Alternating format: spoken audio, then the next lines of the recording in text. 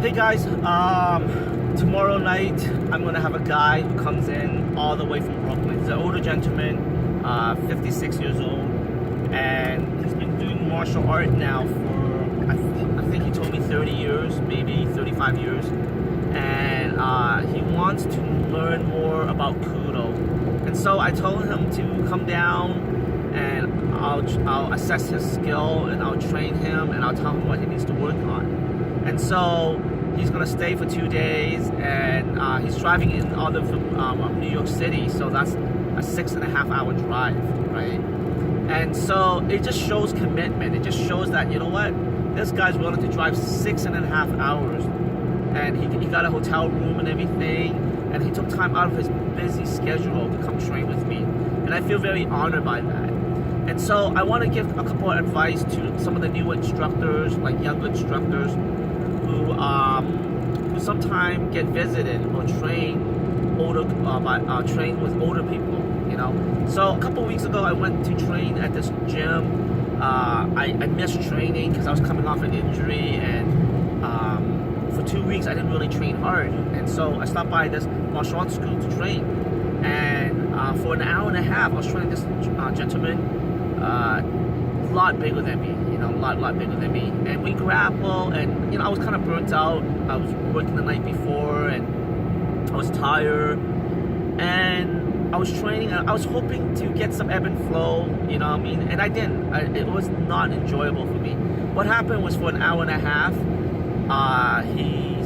he basically stifled everything I did.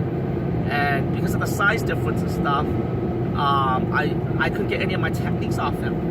You know, and I felt all his movement in my mind, because I've been doing it for so long. I can visually see it in my mind, and I saw certain things that he could have done better, and I offered suggestions to him, and he wasn't receptive to it, you know. And granted, he was the same rank as me, Brazilian Jiu-Jitsu, but I'm second degree in Judo, and I've been doing martial art for a very long time. And so a lot of times, young people would dismiss an older person because they can't perform anymore. But the older person may have insights, you know. So what happened is, when you're young, you look at things on a technical level, like technique, like a move. But with an older person, they look at things as a plan, right? And so I was reading this post, and this guy was talking about his girlfriend learning like 7 different martial arts style, and nothing wrong with that. But a lot of people are fixated learning many martial art techniques, because they're still stuck on technique. You have to go through that journey where you learn a lot of technique, but as you get older, you start developing game plans, right? So I've been training martial arts since I was 21. I'm going to be 46 in a couple of months, and I must have trained over maybe 16 guys to fight now, you know. So I must have trained close to 8 guys to do MMA. I brought a guy from total amateur, like not a single fight, to a professional fighter, and he's taking a little bit of time off, but he's gonna come back and fight again. And I honestly believe he could be in the UFC. Like, you know, he got called to fight for World Submission of Fight. I was trying to get him on Bellator. So I feel like I have. So I don't know what happened.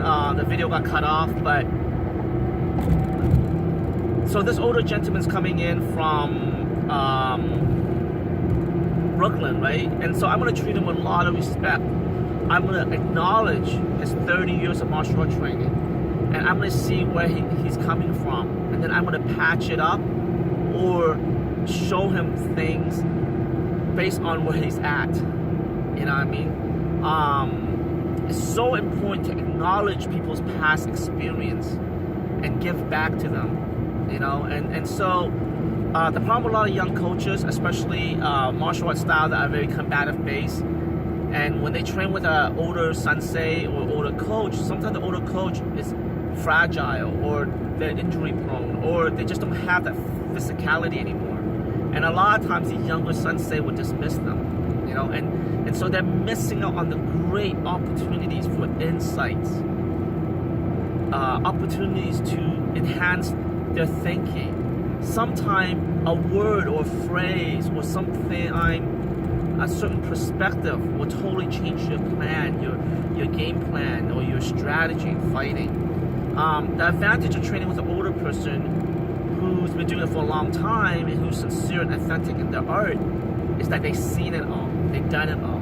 They may not be able to perform anymore, but they have certain insight that you don't have. And if you can leverage that or take advantage of that, it will save you years. It will shave off a lot of your pain and heartache. It will shave off a lot of time wasted trying to figure things out on your own, and it will jumpstart your performance or how you train other people. A lot of times, young coaches, they're really selfish. All they think about is themselves. But when they become coaches where they're training other people, they're dealing with a totally new paradigm shift.